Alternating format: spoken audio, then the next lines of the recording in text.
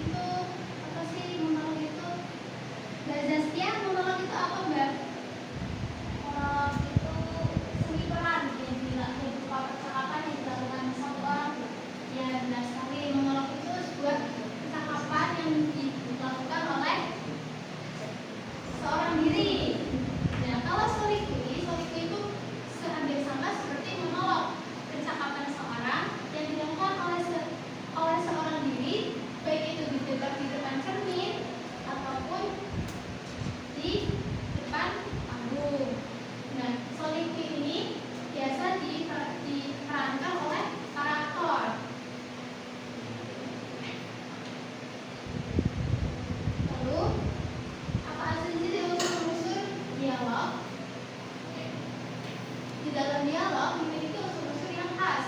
Unsur-unsur dialog dialog yang baik akan membuat cerita menjadi menarik. Yang pertama itu di unsur-unsur dialog terdapat pembicara, pendengar, topik, dan konteks maupun media. Dalam pembicara ini terdapat orang yang menyampaikan pesan. Di dalam pendengar terdapat orang yang menerima pesan. Di dalam topik terdapat hal pembicara yang dibahas, dan terakhir konteks dan media terkait kondisi tempat dialog berlangsung dan medianya, alat yang digunakan untuk berkomunikasi. Dan di sini terdapat contoh dialog. Bisa dibacakan Mbak Najwa contoh dialognya? Sama Mbak Maya. Mbak Maya sama Mbak Najwa bisa dibacakan?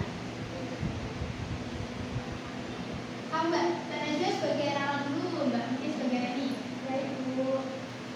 Dan kamu udah buat belum tugas karya tulisnya? Belum, Aku belum buat sama sekali, soalnya aku belum ngerti tugasnya. Kamu udah buat, Rin? aku juga belum buat, Kak.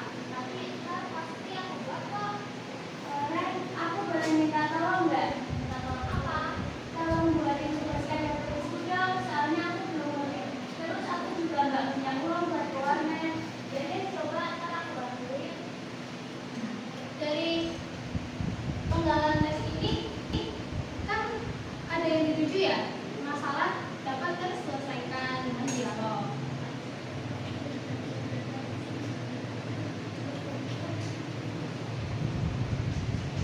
Kemudian tips menyusun dialog. Apa saja sih tips menyusun dialog itu? Yang pertama, gunakan bahasa yang sesuai dengan situasi, baik itu situasi formal maupun non formal. Lalu pastikan dialog mengalir dengan natural dan relevan. Dan yang terakhir, libatkan ekspresi wajah, intonasi, suara saat mempraktekkan dialog.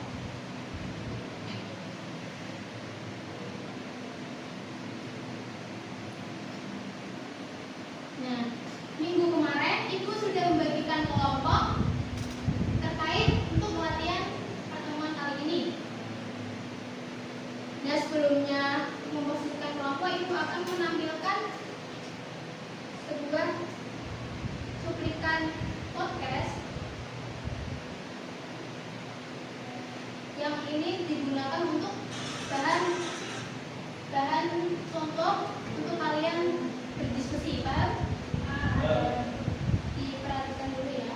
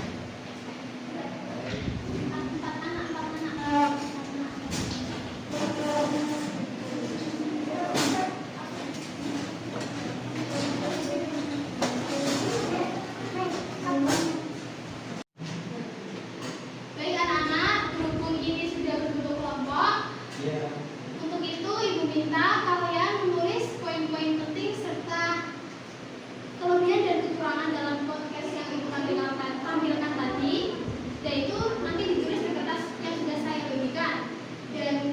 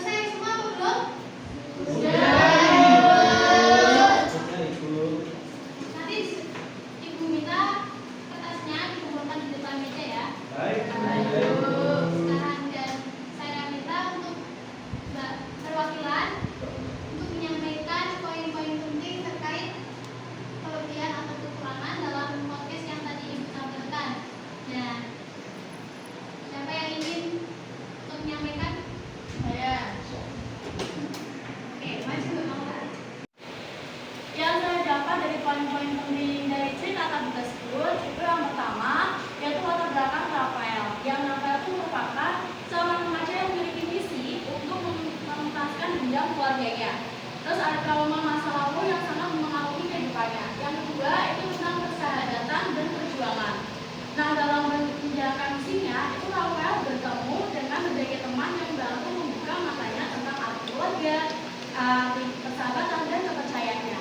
Terus yang ketiga yang saya dapat itu konflik diri dan tanggung jawab. Rafael itu sering berada dalam dilema antara melanjutkan misinya atau memilih jalan hidup yang baru dan damai. Terus yang keempat itu tema balas dendam dan pengampunan. Novel ini menyoroti bagaimana balas dendam itu tidak selalu membawa kebahagiaan. Ada pesan moral tentang pentingnya pengampunan dan menemukan makna hidup yang lebih dalam. Terus yang kelima yaitu tentang pengungkapan misteri masa lalu. Seiring berjalannya cerita, rahasia di balik kematian keluarganya itu terungkap. Nah, yang menjadikan twist pada akhir cerita. Terus yang keenam itu tentang ending yang menunda. Rafael itu akhirnya dihadapkan pada keputusan besar yang menentukan jalan hidupnya, menyampaikan pesan tentang kedewasaan, penerimaan dan keberanian untuk berubah. Terus untuk kelebihan dan kekurangan dari cerita tersebut atau dalam podcast tersebut itu yang kelebihannya teman-teman yang di cerita tadi itu sudah menjelaskan dari latar belakang hingga ending yang sangat baik, dan kekurangannya itu mungkin dalam tag videonya dan audio suaranya itu kurang memadai. Itu saja untuk kelebihan dan kekurangannya. Terima kasih. Wassalamualaikum warahmatullahi wabarakatuh. Oke, untuk diskusi tadi apakah sudah selesai terkait pembuatan dialog dengan tema cerita rakyat? Nah, Ibu minta perwakilan dari salah satu kelompok untuk menyampaikan hasil diskusi kalian mengenai apa sih alur dan pesan moral yang terdapat di cerita rakyat kalian. Siapa yang mau menyampaikan? Saya, Bu. Ya, silakan Mbak Rai sendiri, Mbak tunjukkan.